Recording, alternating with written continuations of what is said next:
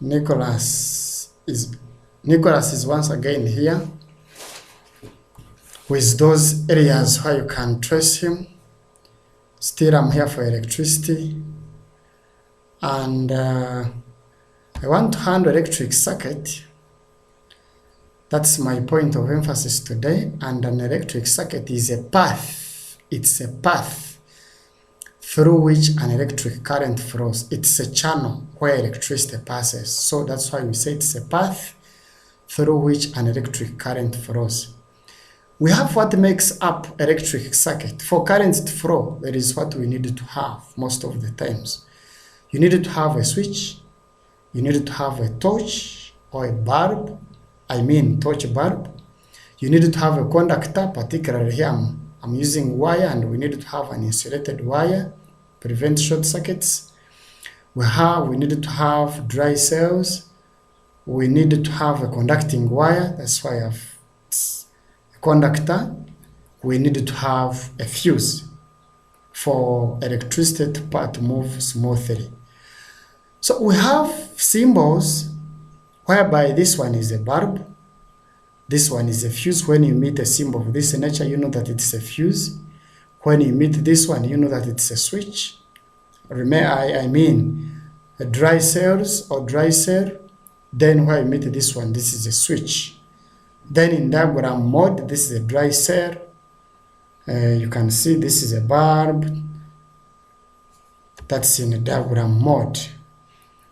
We can go to parts of an electric circuit, and we have a switch. What is the role of a switch? We have seen a switch, and it's meant to complete and break the circuit at one's will. It's not that it completes itself. You need to do it at your own will. That's why we say a switch is meant to break and complete the circuit at one's will. Then we have battery or dry cells. That's the source of electric energy. And remember, batteries and dry cells all store chemical energy, so they are sources of electric energy. Then we have conducting wire. It transmits electric energy through the circuit. That's the role of a conducting wire. We have a fuse. Make sure you know that the fuse breaks the circuit in case there is too much flow of current. A fuse is different from a switch. Switch breaks and completes the circuit at one's will. But for a fuse, it only breaks, it doesn't complete. So for a fuse, it breaks the circuit when there is too much flow of current. It is a thin wire or it's an alloy. Remember, an alloy is a metal that is made up of two or more metals with a low melting point. Then we also have a bulb. A bulb is meant to give out light. Then we've got symbols.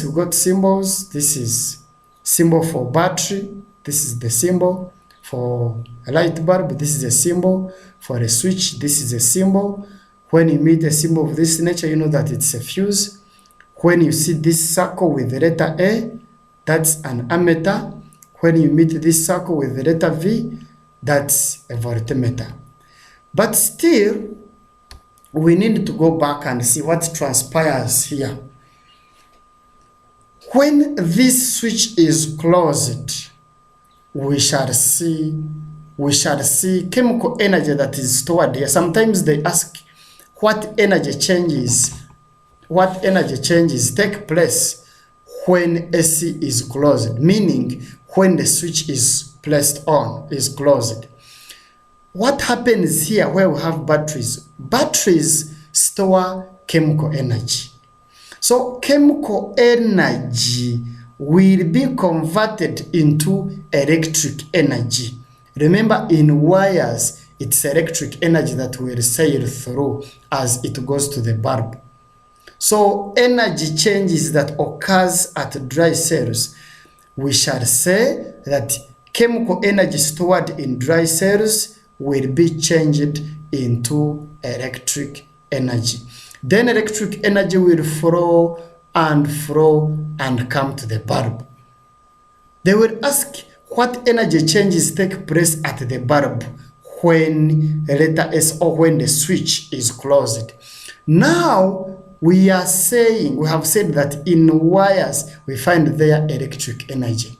So this electric energy in wires will be converted into heat and light energy. So energy changes that take place here, we shall say that electric energy changes to heat and light. Then some people confuse that with forms of energy formed here or produced here. We have two forms of energy produced at the bulb, at the working bulb. We shall see light being produced, we shall see heat. So we have two forms of energy produced here, and that one is different from when they say energy changes here and energy changes here. Thank you so much for your attention.